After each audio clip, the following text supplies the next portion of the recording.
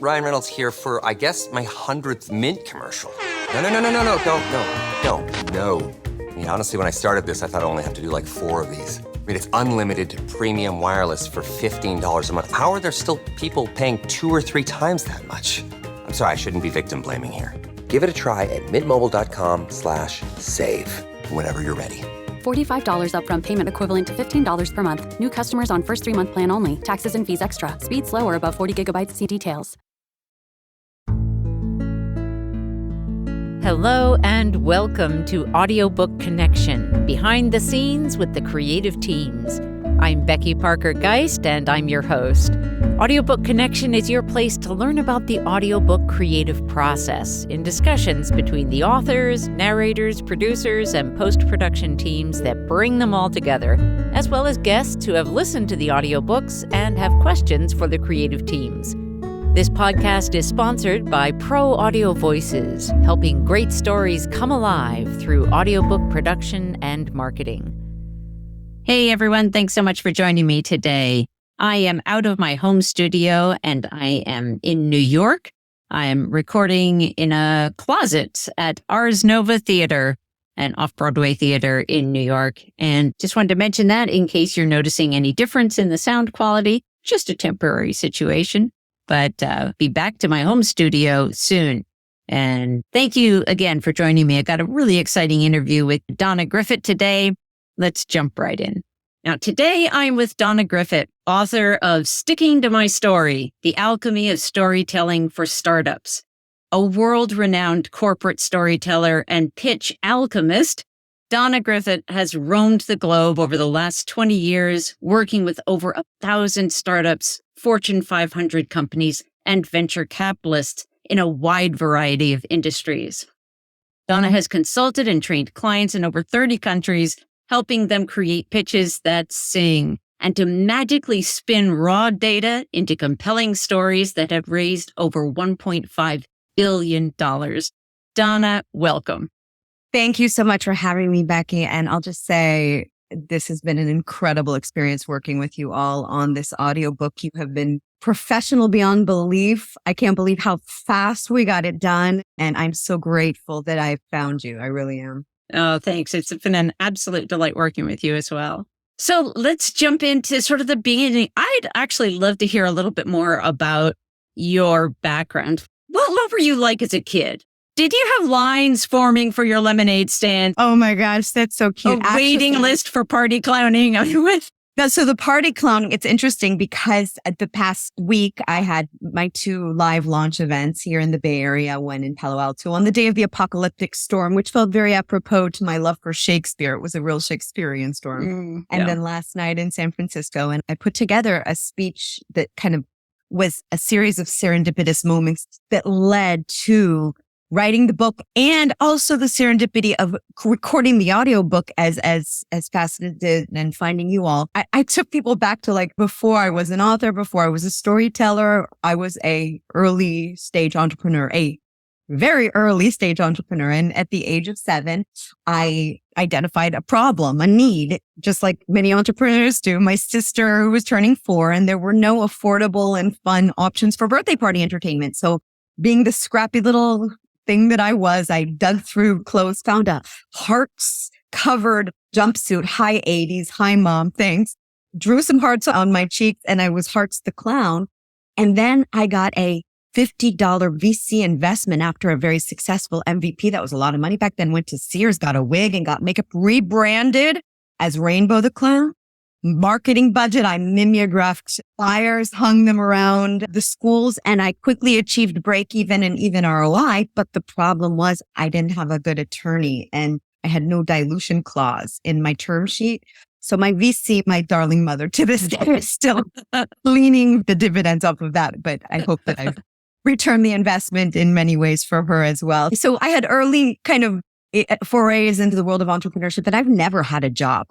I've never had a 9-to-5 job. Like I did a stint when I was in college working for the college placement agency. Yeah. And I got so bored after that, after 4 months, that I had to leave. But I've always been my own business owner or consultant. And I've gotten to travel the globe doing what I love. I've always loved acting. Theater has had a huge impact on my life and on the book for those of you that will listen to it now or have listened to it.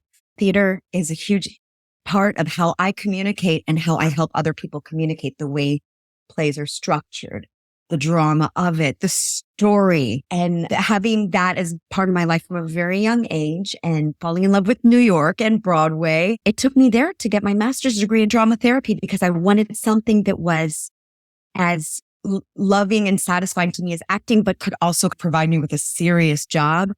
And then I found that salary of a drama therapist was basically that of a starving artist. And I did not want to be waiting tables at the age of 30. I'm like, there's got to be something else. Yeah. And one time, I got to the master's degree at NYU that I had dreamt about from the age of 16 and made this discovery. And one of my professors happened to say in one lecture that she had a friend who traveled around the world and gave workshops and inspired people. It was like one of those hallelujah angels singing, well, hallelujah moments.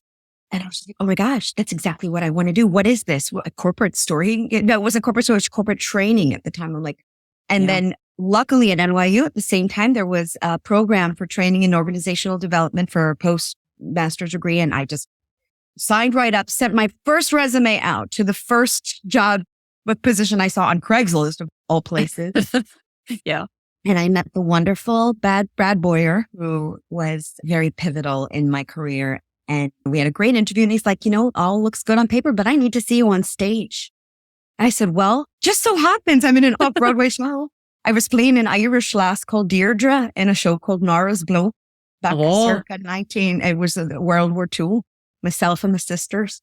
So I have that line. So he came to see the opening night and he called me the next day to tell me that I had been hired because the stage lit up when I came out, which was like, wow, somebody actually sees you in that way and sees the spark in you. And then I set off on this amazing tour of the world, teaching people how to create stories, how to create messages, chips to chips, from silicon chips to potato chips to chocolate chip companies. We covered the whole gamut. And in everywhere from Shanghai, China to Mechanicsburg, Pennsylvania. And it just was incredible to see how universally stories resonate, how people struggle with the same information overload and wanting, how do you tell it in a way that they get it and you look smart? And all was wonderful until 2008. Yeah, that was a rough year. Like that. And suddenly everything just shut down. And I had like all the work on my calendar was gone. And I was like, oh my gosh, what now? Do I get a job in the middle of a recession? I never had a job. How do you do that? And serendipity once again led me on this path to startup storytelling. I studied coaching and NLP, and the man that I studied with had a client that needed help with his speeches. He was a cardiothoracic surgeon, incredible guy. And he was the head of the Cardiothoracic and the Cardiologist Society, who apparently are like the Jets and the Sharks. I did not know this. I didn't know that. Great. And both working on the heart, but very different approaches. Wow. And as I was helping him write his speeches, he had created 2 medical devices. And they were just extraordinary. And he had been invited to this big angel conference in New York. And he said, do you think you could help me with the startup pitches? Cue angels singing and I'm like, well, never worked on a startup before, but hey, story's a story. I've always been one to say yes and then figure it out. Yes, later. and yep, good.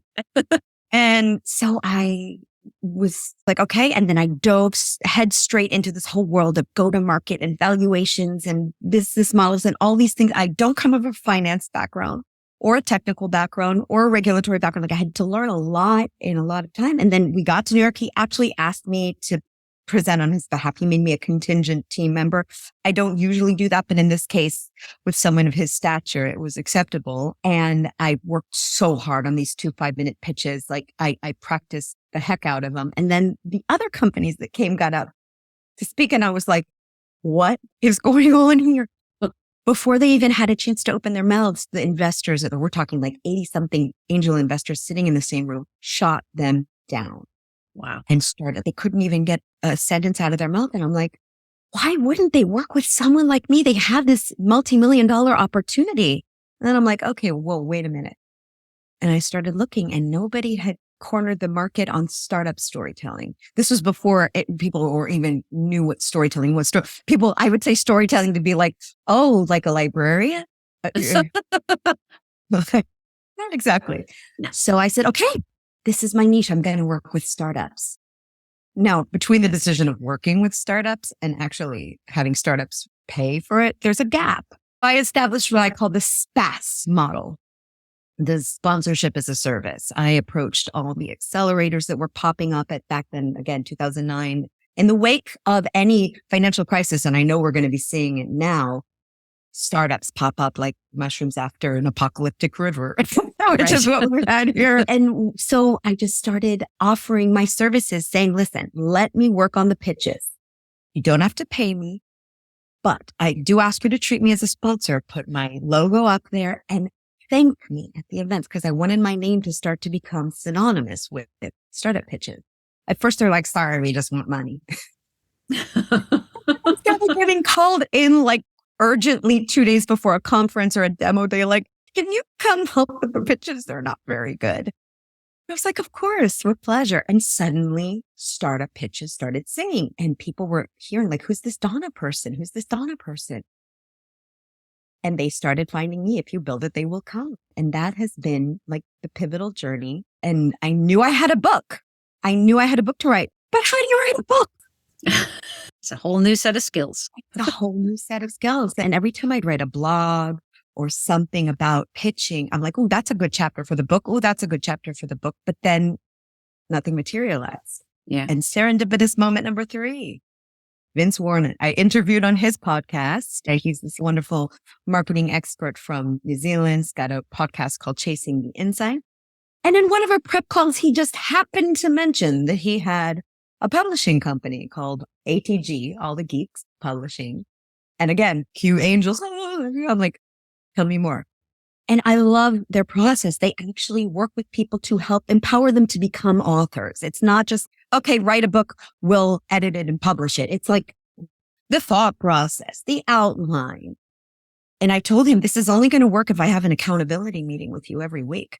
I must have that because I know myself. I'll just sweep it under the rug because I'm too busy with I've got a business and I've got kids and life. Yeah. And he said, sure. And every week from May 15th, 2022, we had a meeting either that we met or I used that time to write. And I say sometimes the book wrote itself. It was like a muse came through me, the flow, the Csikszentmihalyi flow of like being in that moment. And in October, I handed in my first draft. And here we are, less than a year from my initial foray into this. Yeah. Yeah.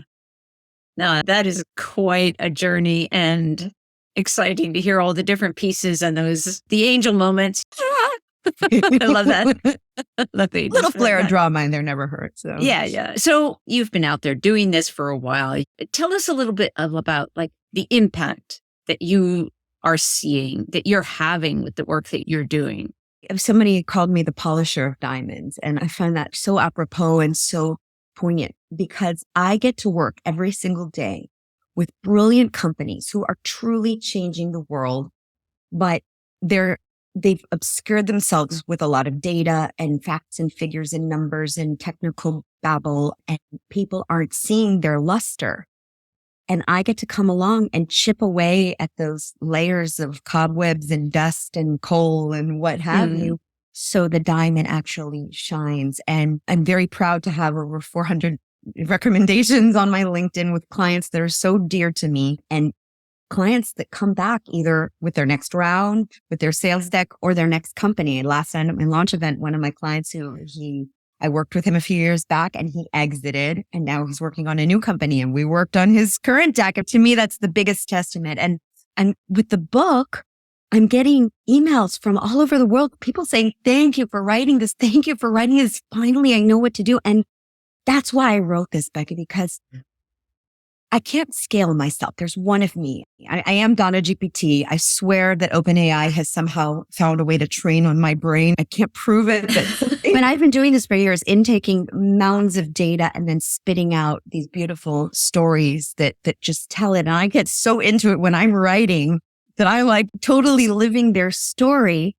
And the book for me, especially in a recession, and we are heading into so much uncertainty and everything that's happened in Silicon Valley Bank and everything the past few weeks, I want this in the hands of every single startup founder out there, or in the earbuds of them. That's Right. another reason we put the audiobook out, because people are like, are you going to translate it to other languages? I'm like, I'm not sure, but at least the audiobook will give access to people.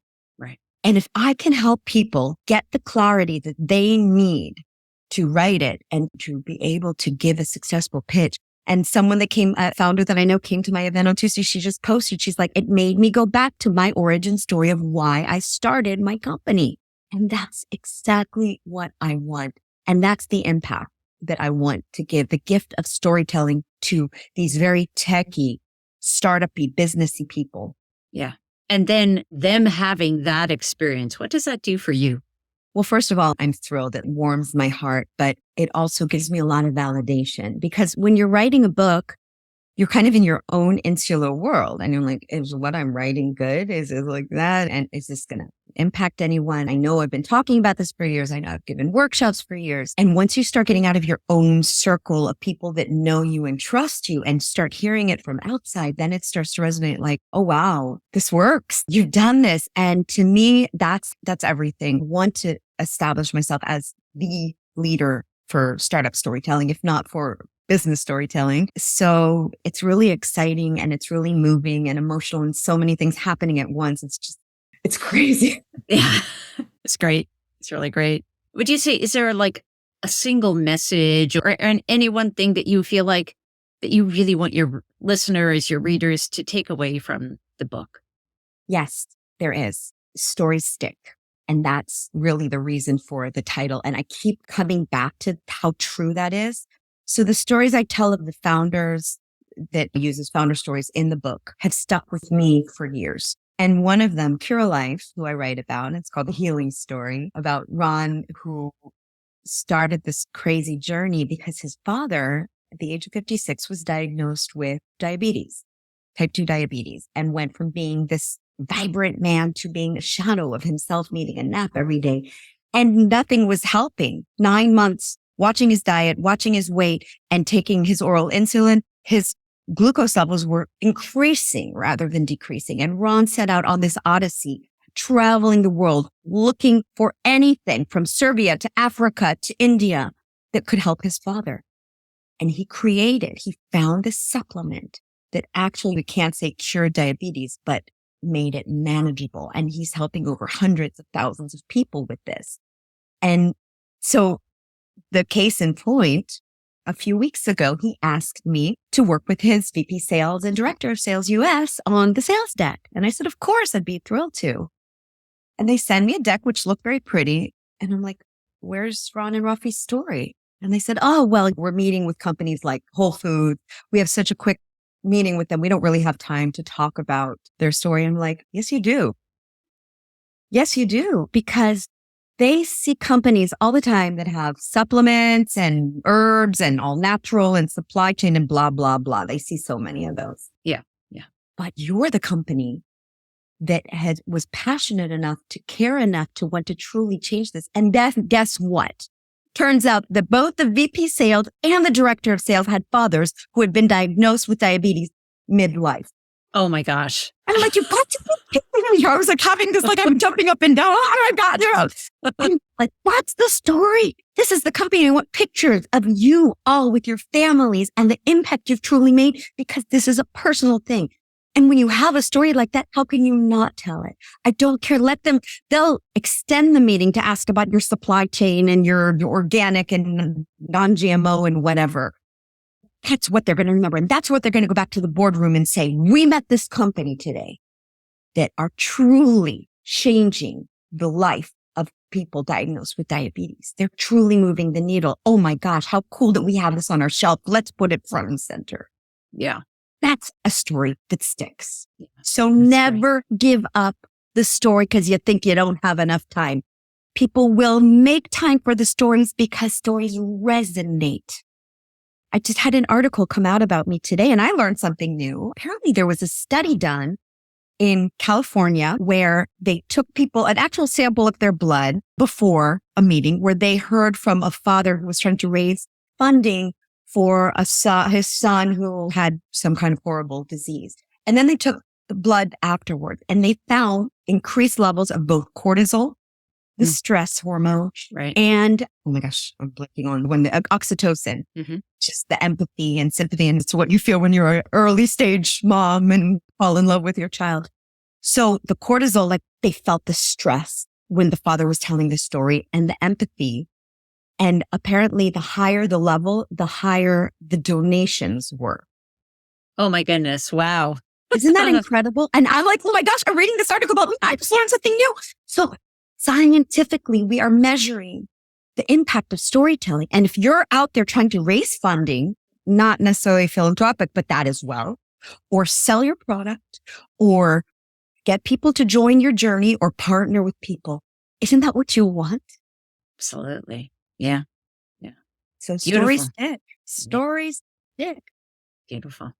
And going forward, like what you've been powering through this piece of the journey with your book and your audiobook. What's your aspiration with it moving forward? World domination. No, I'm just kidding. I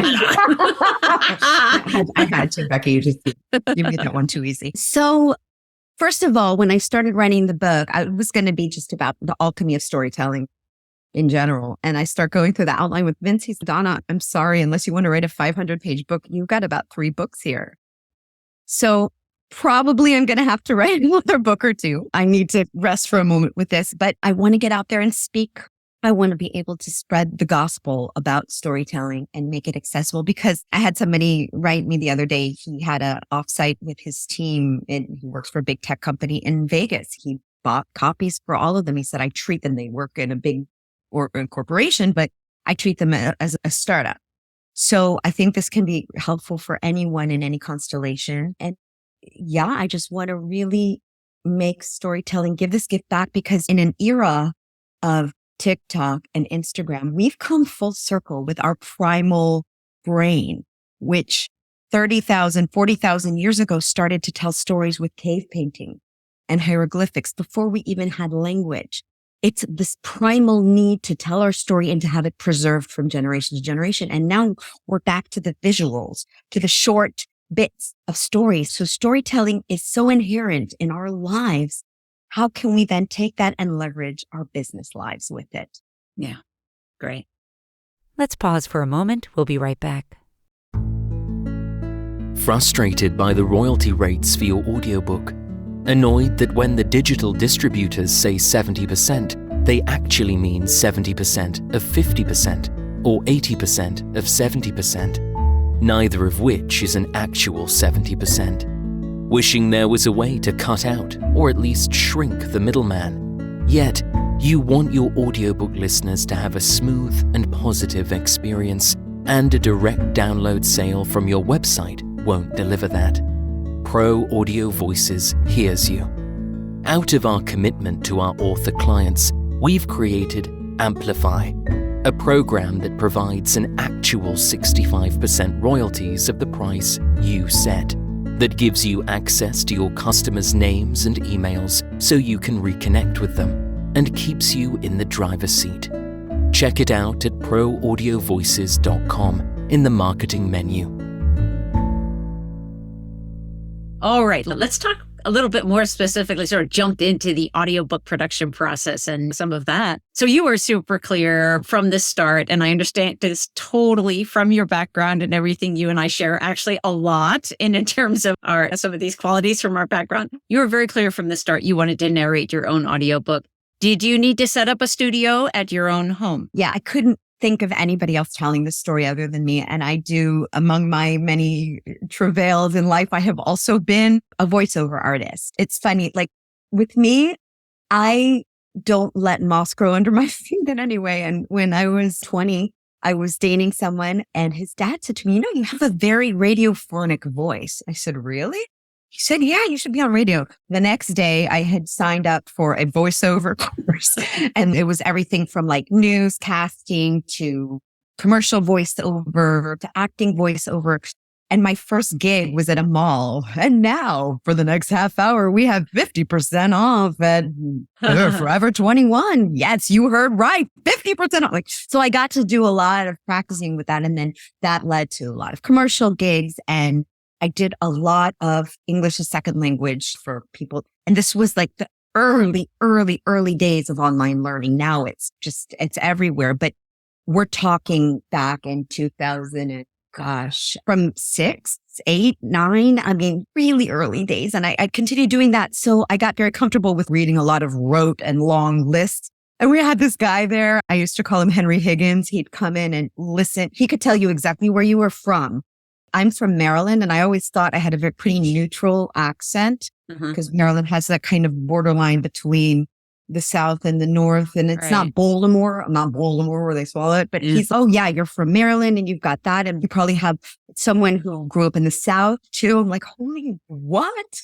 And he'd pick up all these little words. We'd have to re-record them. And so I was like, okay, I think I can handle this technically too. Now, setting up a studio in my house, and we discussed this, I just didn't want to take the chance because I wanted to work with someone professional.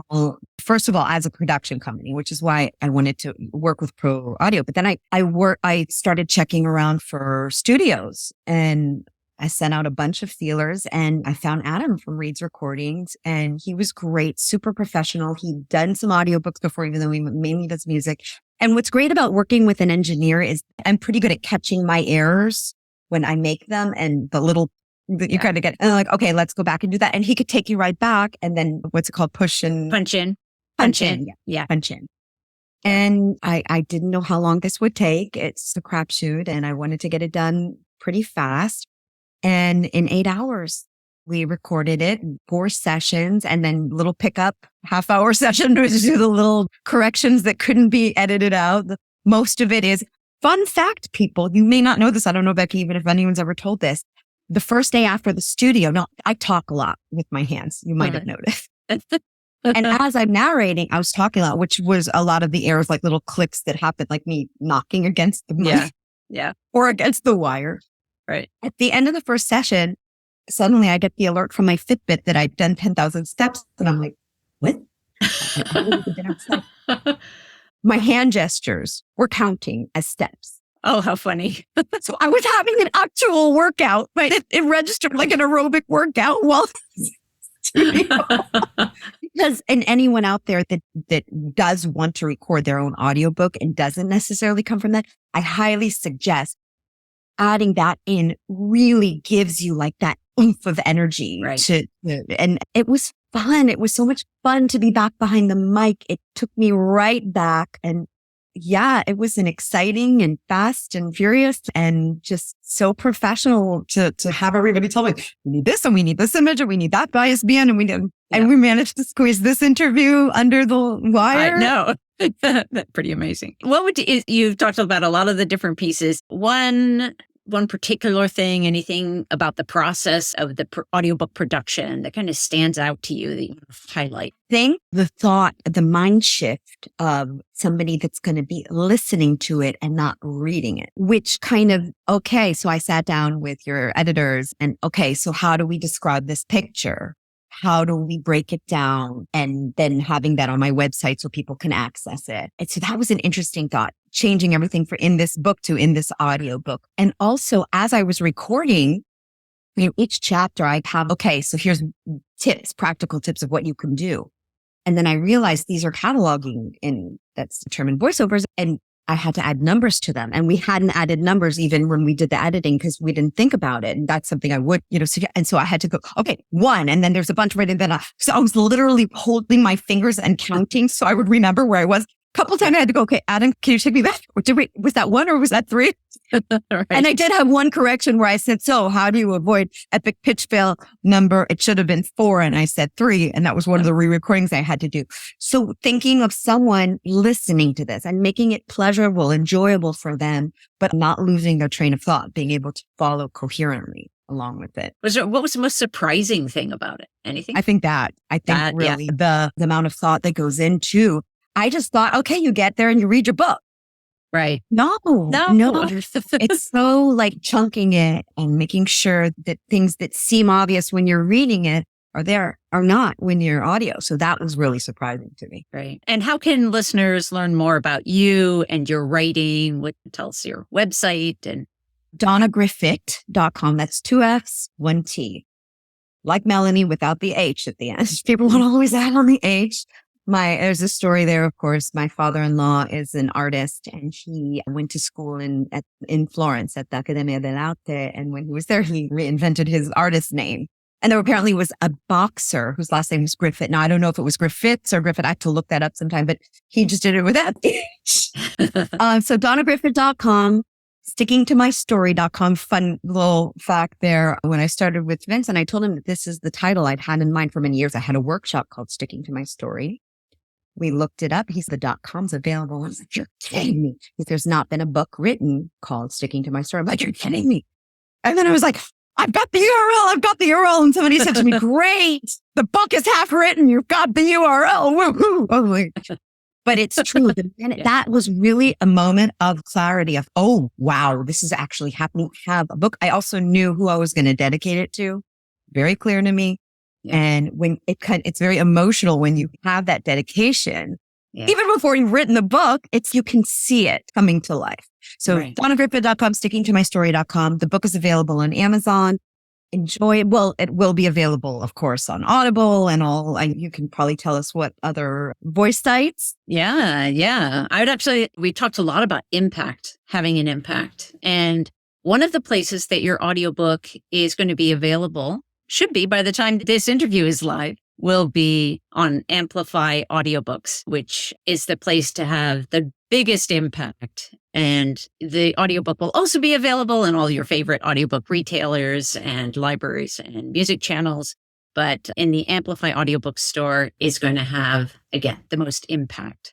I'm so excited. Excited. Oh, a lot of people have been like writing me, when's the Audible coming out? When's the Audible coming out? Because people today really have come back to this kind of audio storytelling because we're doing something while we're doing something else. We're working out, we're running, we're driving. My husband listens to podcasts incessantly. And to be able to not have your hands and your eyes occupied reading. Some people love the feel of a book. Some people have been like, I need to feel the book. And I'm like, great.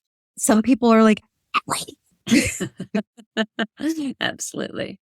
Well, Donna, thank you so much. This has been really fun. Becky, thank you. And thank your whole team, and Jerry and Shayna and everyone. They've just, seriously, I had no idea a month or so ago that this even existed, a company that produces your art. I didn't know. I didn't think you think like, sure, I'll do it. But I want to say this to all authors out there. It's really, this is your one shot. You want to make it good. You've already written the book. You've already gone through this whole thing. You've already published. It's worth the investment to go and work with someone who's truly professional. And Becky is not paying me to say this. This is totally no discount. But seriously, it's such a different experience when you've got this crew behind you. And we haven't even started amplifying it or getting it out there. This is like, so I feel in such good hands. So thank you for that. I really, really appreciate it. Thank you. Appreciate you. Well, that's going to be a wrap for today. Thank you, everyone, for joining us. Thanks for joining us for Audiobook Connection, behind the scenes with the creative teams. Please take a moment to subscribe at audiobookconnection.com. The podcast is sponsored by Pro Audio Voices, helping great stories come alive through audiobook production and marketing. Learn more at proaudiovoices.com. Again, thanks for being with us, and please join us next week.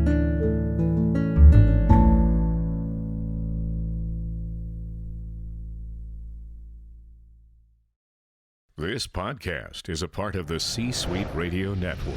For more top business podcasts, visit c-suiteradio.com.